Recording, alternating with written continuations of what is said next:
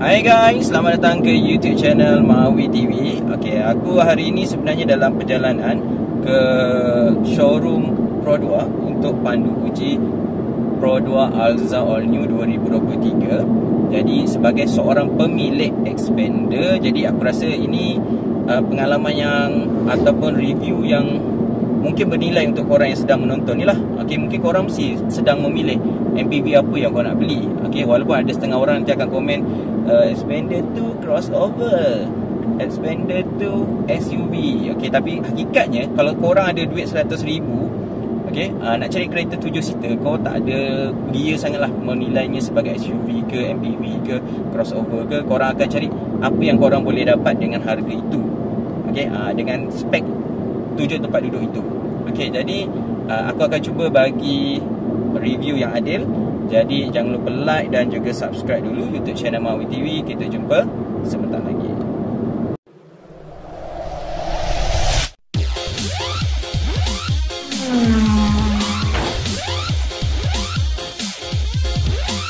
Okey guys, kita dah sampai ke edaran automobil Kasawari Sdn Bhd Kota Tinggi. Jom kita nak test drive Pro 2 Alza All New 2022. Jom kita cari SA Zulhaizan namanya. Okey, mungkin ni lah unit test drive kita.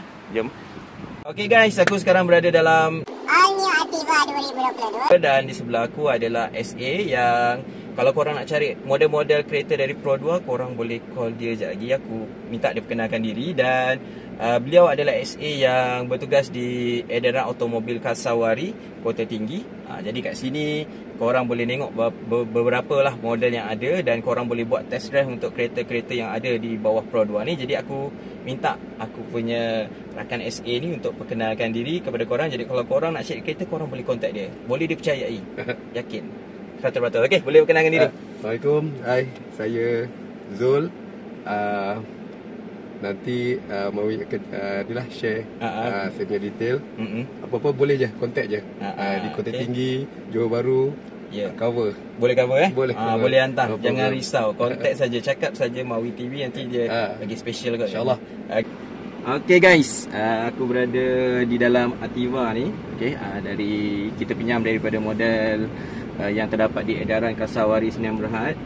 Okey, ini pengalaman pertama aku memandu kereta ni. Okey, signal dia ada one touch, jadi memudahkan kita memandu. Okey, aircon ni sangat sejuk. Dia ada auto climate control dia ada auto. Okey, kemudian kita juga ada limb keep assist dia panggil lah. Okey, jadi dia boleh kawal lah daripada line ni. Okey, sekejap kita bagi laluan ni. Ocean ni lalu. Nampak tu. Dia amaran kat situ. Dia ada boleh blind spot. Boleh dia boleh assist, dia bukan saja boleh detect, dia boleh assist korang punya steering ni. Okey, dari segi posisi pemanduan rendah sebab dia 170mm. Jadi bila dia rendah, dia punya pemanduan seakan sedan, dan aku rasa agak ketat dia punya pemanduan tu taklah ringan.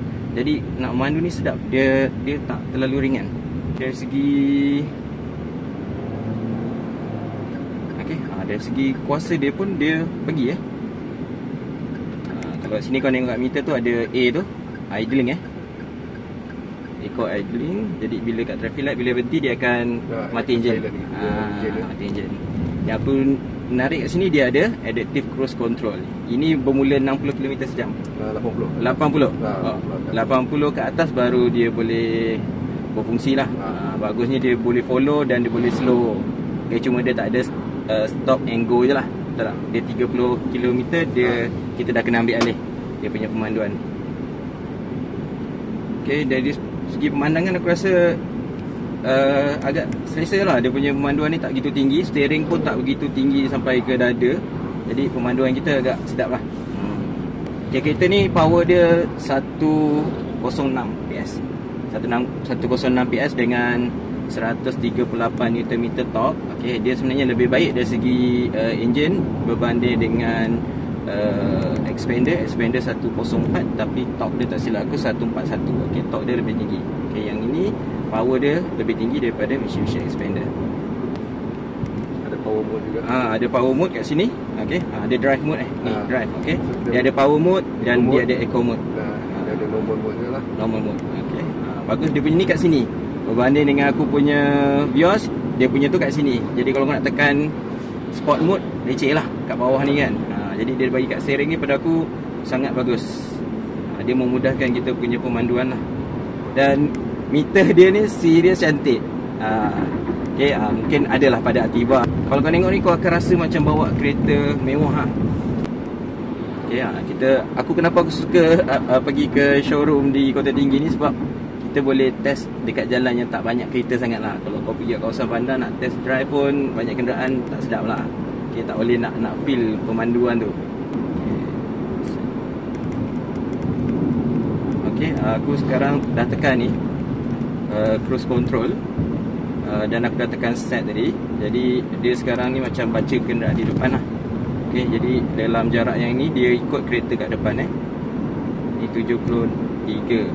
Aku set tadi 76 kat situ. Nanti dia maksimum 76 lah kan, macam tu kan? Dia macam ni. Lepas kita dah set cruise, lepas tu baru kita boleh set apa jarak dia. Jarak jarak so kita kena set cruise dulu. Jarak tu contoh kita nak buat 35 meter, 50 meter. Itu boleh set kemudian lah. Betul. Kat sini lah kan. Betul. Ni nak rapat ke? Ni nak rapat ke nak jauh? Baik. Jadi aku rasa kereta ni macam dia brake sendiri.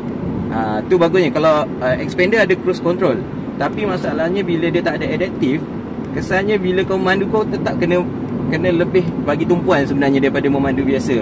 Sebab kereta tu akan gerak ikut speed tu je, tapi yang ini dia akan control kau punya speed ikut speed kereta depan. Jadi fokus kau tu mungkin dah boleh dikurangkan sedikit lah. Berbanding dengan auto cruise, pada aku agak sedikit berbahaya lah kalau korang tak bagi tumpuan. Sebab dia bergerak pada kelajuan itu je. Walaupun kereta depan tu slow, dia tetap gerak pada kelajuan tu. Jadi ada risiko kalau korang rasa, contohlah kalau ada orang guna auto cruise, tiba-tiba dia macam terlelap kan. Jadi kereta tu akan terus bergerak pada speed yang ditetapkan. Jadi dengan adanya adaptive cruise control ni, paling kurang kita akan rasa juntan yang asal berlanjut. Kalau kau agaknya nak terlelap pun kenapa kan? Sebab dia akan jaga gap dengan depan. Pada aku ini agak bernilai lah untuk sebuah kereta dengan harga ni 75,000 dapat auto adaptive cruise control ni. Dia sangat bernilai dan pada aku berguna. Kalau aku nak cari kereta untuk next, aku akan cari kereta yang ada ACC ni. Kalau ada auto cruise, pada aku masih lagi tak function. Kau tetap kena bagi tumpuan yang lebih daripada memandu tanpa auto cruise. Kita akan pergi jalan mesin, nak test dia punya handling. Kalau korang yang biasa dengan jalan JB mesin ni, korang tahu jalan tu agak berbengkang-bengkok. Jadi kita akan test dia punya handling kat sana. Baguslah dia punya ni. Jadi dia detect je. Cuma dia punya brake tu nak dapat smooth macam kereta-kereta Conti tak dapat lah. Tapi pada aku ianya untuk harga ni sangat reasonable. Dia dapat mengawal kau punya kelajuan tu. Ni aku tengah set untuk jarak yang paling dekat lah ni. Ni paling jauh. Kita dekat sikit. Dari segi NVH, aku rasa agak senyap. Aku tak dengar bunyi tayar yang begitu kuat. Bunyi angin pun aku tak dengar pada kelajuan yang macam 70 macam ini. Pada aku NVH dia agak baik. Bunyi enjin pun tak begitu kuat. Kemudian dia pergi. Bila kita tekan dia pergi.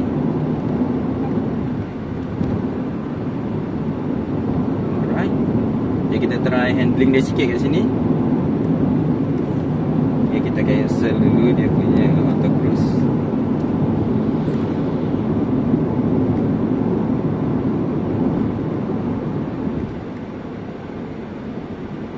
Kalau kau tengok sini, dia punya lane departure alert, lane departure assist menyala kat situ tadi.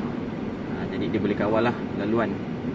Jadi kau sentiasa akan berada di lane ni dan takkan terkeluar.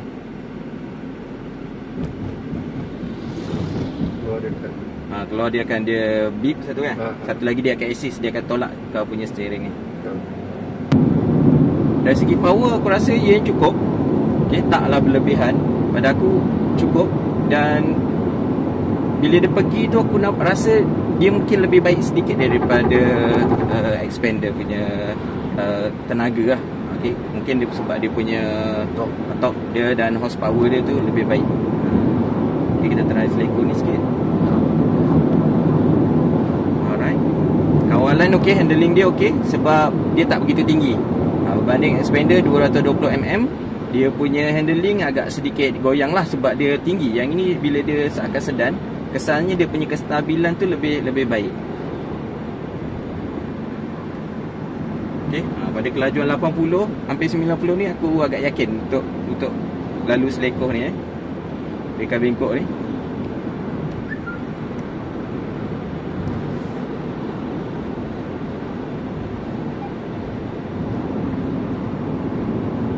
Okay, dengan spek dan teknologi yang dia bagi ni, pada aku harga 75 ni adalah harga yang agak berbaloi lah. Okay, untuk kau cari sebuah MPV 7 tempat duduk. Okay, nampak tu? Dia perasan ada kereta depan ni masuk, jadi dia punya sistem braking dia beroperasi lah. Nampak tak? Itu baiknya, dan dia boleh mengelakkan daripada kemalangan lah. Mungkin adaptive cruise control ni mengesan ada kereta masuk dan ada halangan lah. Sebab fungsinya kan mengesan kereta depan kan. Jadi bila ada kereta masuk, dia nampak tu adalah halangan dan dia brake sendiri supaya bagi jarak yang betul semula ikut kereta di depan tu. Wow, adaptive cruise control ni sangat berguna. Aku rasa macam, oi, untung siapa yang beli kereta ni. Okay, nampak tu, LDW in operation. Maksudnya dia mengesan kita keluar daripada lorong, dia akan beratkan dia punya ni, dia akan masuk balik ke lorong yang sebenar lah. Untuk makluman korang, dia punya putaran radius dia 5 meter saja, 5.0. 5.0 tu untuk sebuah kereta yang agak panjang ni, aku rasa itu putaran yang sangat kecil. Dia macam MIV je, lebih kurang dia punya putaran dia. Lebih panjang. Kan, dengan panjang tu macam kadang-kadang fikir tak masuk akal, tapi itulah dia. Jadi kalau kau dekat traffic light nak buat U-turn tu, pada aku dia memudahkan kerja korang untuk buat U-turn.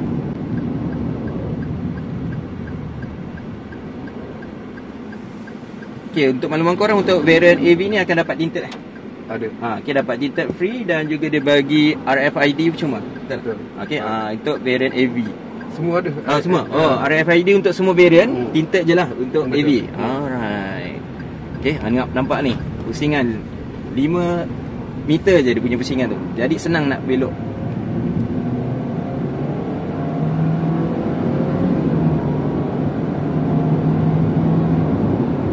Okay, tok dia pergi Okay, lain satu dia punya gear ni di CVT.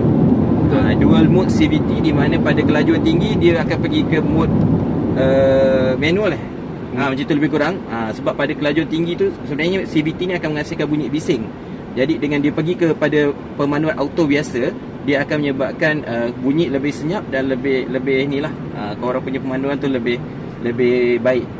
Okay, tu kelebihan di CVT. Dan dia ada manual shift. Okay, manual ni minus and ni lah. Okay, tambah dan tolak. Okay, jadi mungkin dia tak bagi korang pedal shift, tapi korang akan dapat ni plus and minus. Okay, nampak dia tulis 7M, 7 manual jadi kalau orang nak feel pemanduan manual, kau boleh tolak saja ke kanan. Okay, dapat pemanduan manual. Okay, nampak pada kelajuan 90, handling dia sangat baik. Steering ni aku suka, aku rasa sedap dipegang. Dia tak terlalu kembung sangat, besar sangat, dan tak terlalu nipis. Dan material yang digunakan ni selesa, sedap. Dia ada macam tekstur sikit. Okay, bila kau pegang tu dia ada rasa kesat sikit, taklah terlalu licin.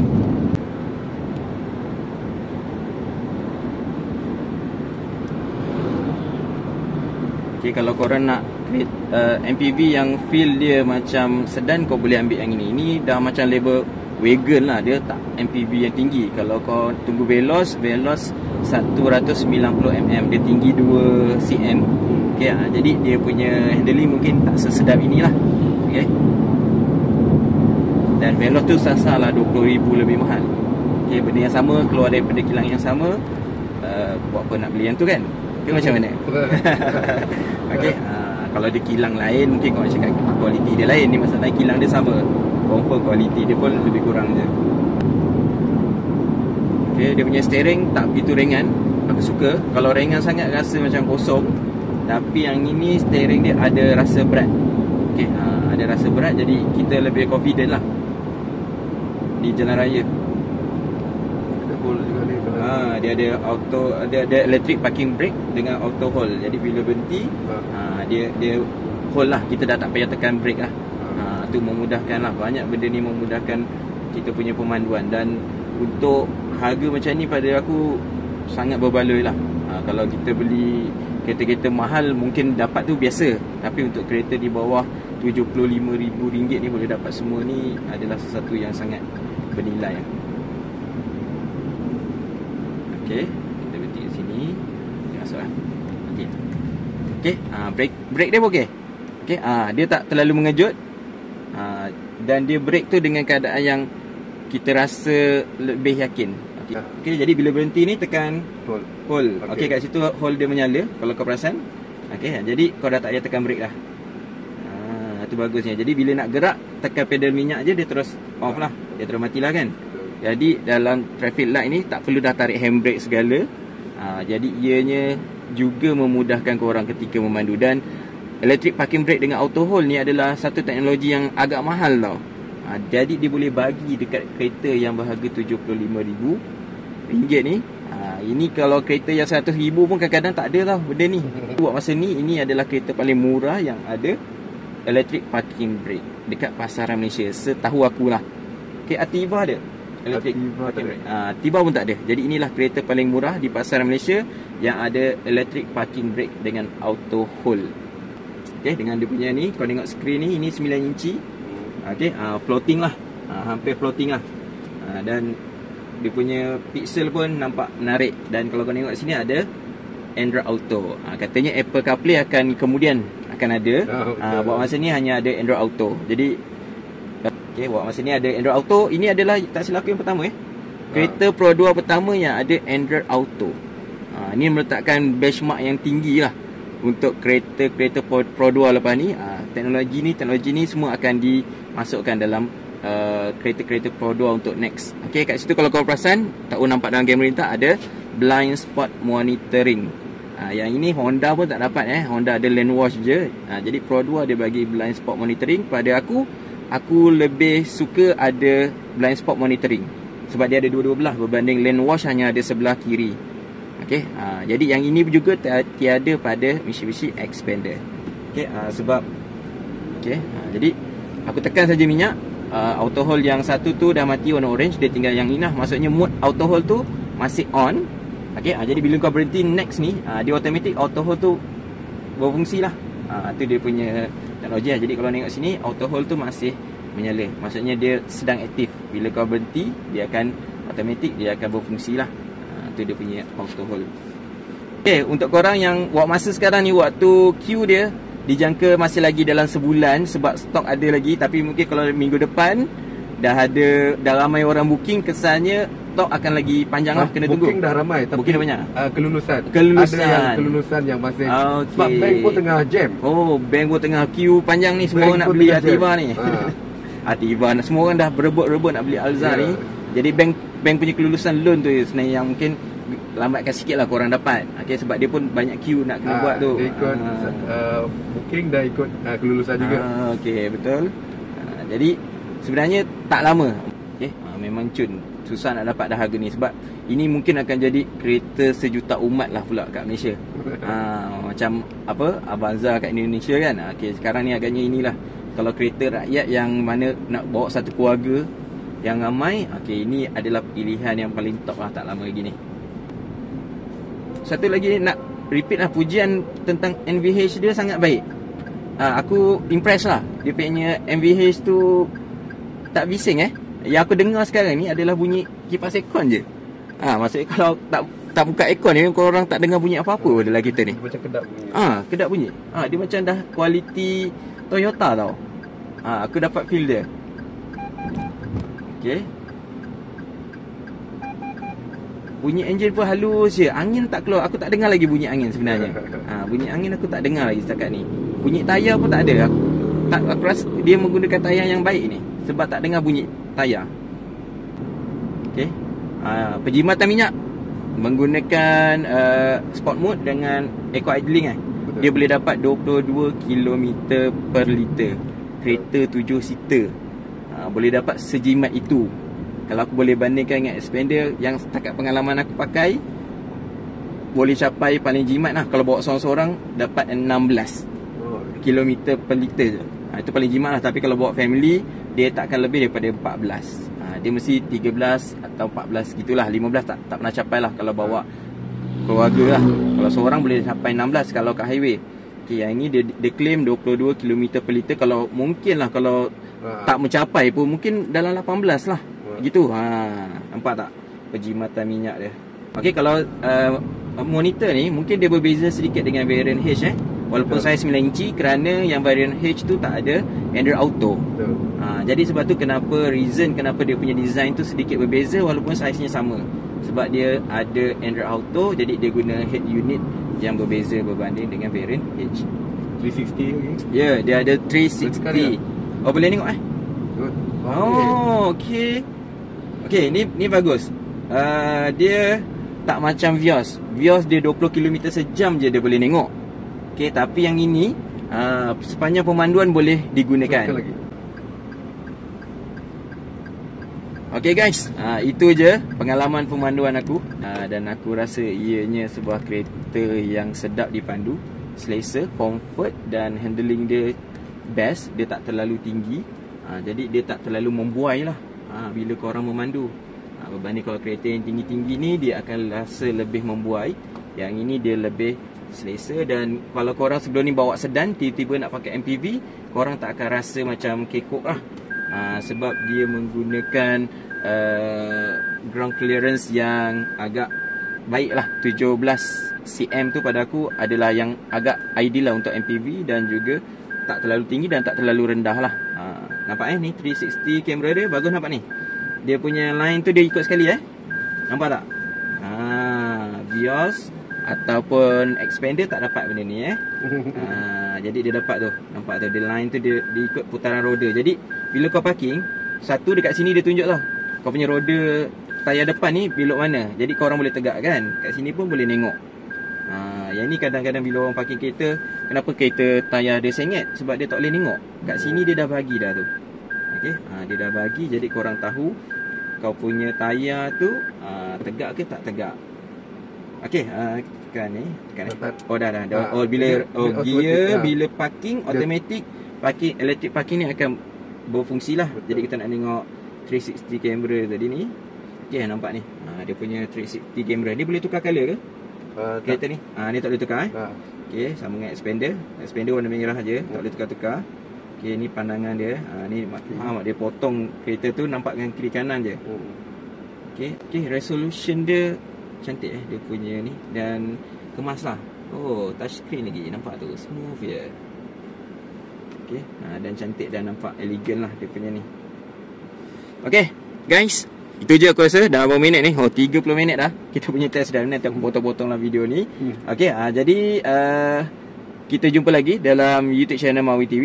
Aku akan cuba untuk buat video berkaitan dengan test drive kereta-kereta lain juga lepas ni. Okay, jangan lupa like dan subscribe. Kita jumpa next. Bye.